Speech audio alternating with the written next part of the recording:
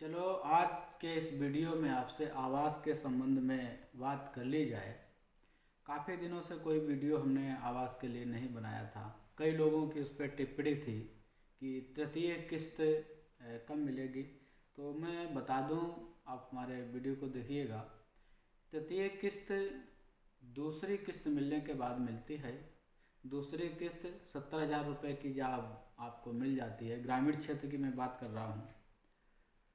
70,000 रुपये मिलने के बाद जब अपने आवास की छत डाल लेते हैं और जब छत की जियो टैग कर दी जाती है तीसरी किस्त के लिए, तब आपको 10,000 रुपये जो बाकी रह जाते हैं वो किस्त आपको मिल जाती है।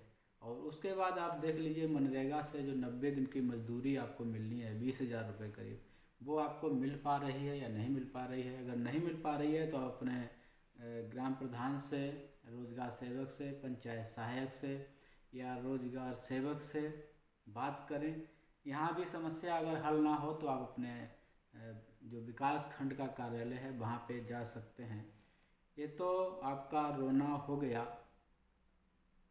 कि काफ़ी लोग इस तरह शिकायत करते रहते कि हमें आवास नहीं मिला।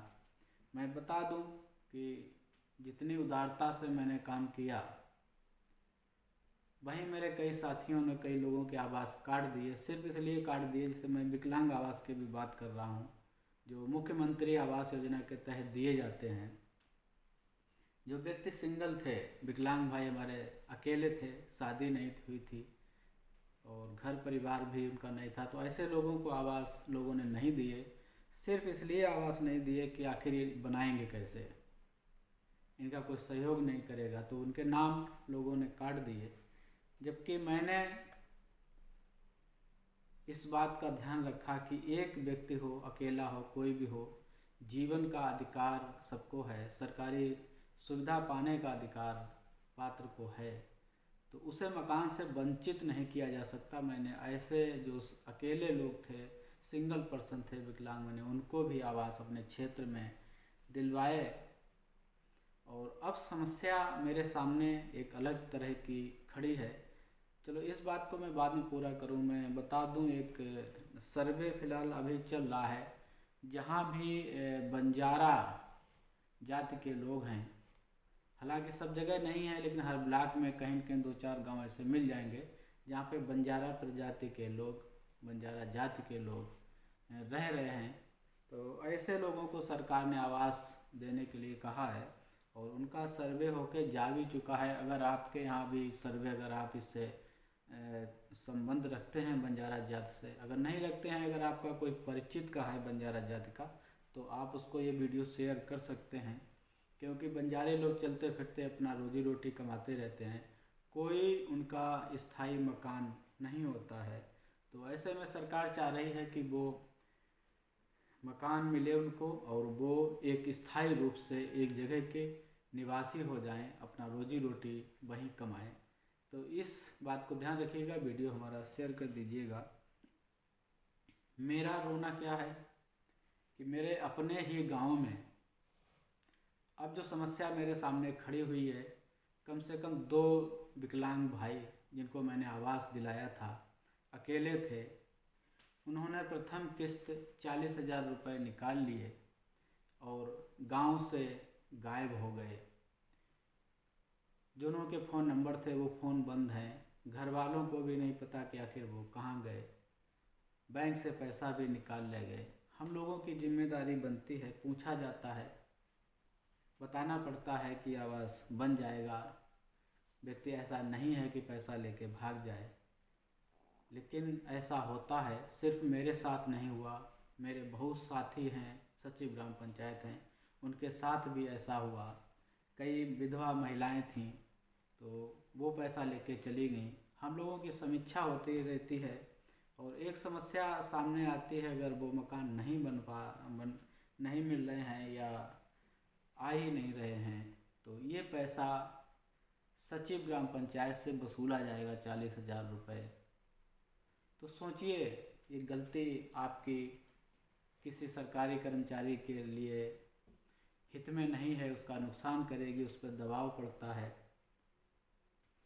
गांव में ऐसे भी बहुत से लोग हैं जिनको प्रधानमंत्री आवास योजना या मुख्यमंत्री आवास योजना का आवास मिला था। मेरे बार बार कहने के बावजूद भी उन्होंने अपने आवास का एरिया इतना बड़ा कर लिया कि वो नींव तक लाते लाते भी 1,10,000 रुपये उन्होंने ख़त्म कर दिया। अब उनके पास ऊपर ले जाने के लिए, छत डालने के लिए पैसा नहीं है।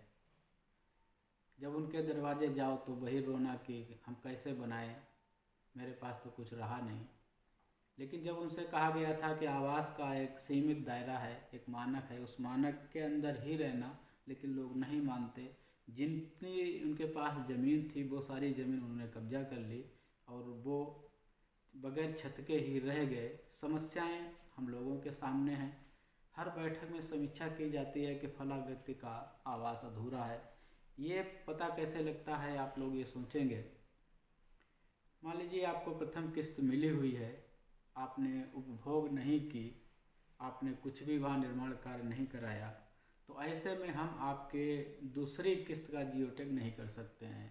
जब दूसरी किस्त के लिए जियो टैग नहीं होगा तो वहाँ पे दिखेगा कि यह आवास अभी अपूर्ण है, इसलिए इसका जियो टैग नहीं किया गया दूसरी किस्त। अगर दूसरी किस्त आपको दे दी तो तीसरी किस्त भी आपको देना हमें अनिवार्य है, जिसमें 10,000 रुपये मिलते हैं।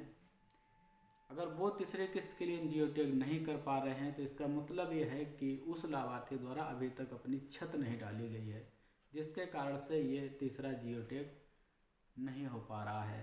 तो ये सारे मानक हैं। सबसे निवेदन करता हूँ कि आवास बनाने में लागत लगती है। आवास का एरिया जो सरकार ने मानक तय कर रखा है उसके हिसाब से बनाएं। लोग मानक से बहुत बाहर चले जाते हैं, आवास उनके अधूरे रह जाते हैं। दबाव हम लोगों पर पड़ता है कि कैसे उसको पूरा कराएं। तमाम लोग ऐसे जिनको आवास दिया गया वो पैसा लेके ही चले गए। एक सज्जन है एक गांव में, नाम वाम लेना कोई ज़रूरी नहीं है, सिर्फ निवेदन ही कर सकता हूँ। इस वीडियो को आप शेयर कर दीजिएगा ऐसे लोगों तक जिनको आवास मिला है और अधूरा पड़ा है। उन्हें समझना चाहिए कि इसकी जिम्मेदारी हम लोगों पे कितनी रहती है। एक लाभार्थी, महिला लाभार्थी, उनके पति ने महिला से पैसे निकलवा लिए और पैसा निकाल के वो सारा शराब पी गए।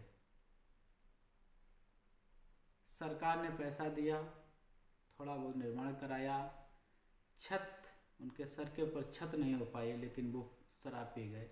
और ऐसे कई लोग हैं।